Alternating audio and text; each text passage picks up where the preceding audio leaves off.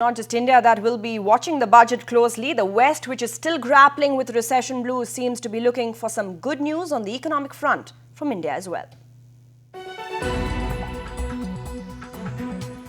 Be here in New York or in Europe as well. Be it across the world, all eyes are on India's Budget 2009. And there's good reason for that.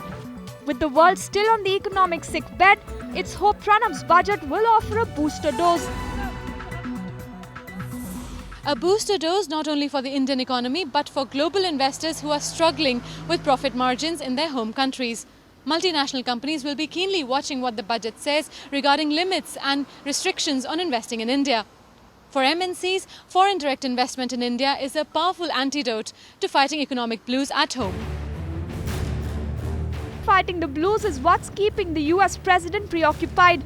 Most recently taking a protectionist stand, saying no to Bangalore and yes to Buffalo.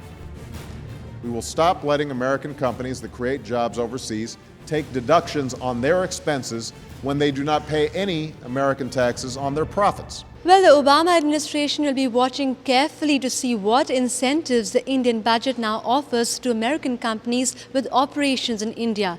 Will those incentives lead to more outsourcing? After all, that's a political hot-button issue here in the United States, while American companies will be keeping their fingers crossed for a bag of goodies from Pranab Mukherjee. In Asia, the economic dragon across India's border is watching as well. China has been doing everything it can to keep foreign investments coming to its shores. With companies feeling the pinch, Beijing will be keen to see what New Delhi puts on the table. A juicy carrot being dangled by India could mean losing multi-billion-dollar investments. Bureau Report, Times Now.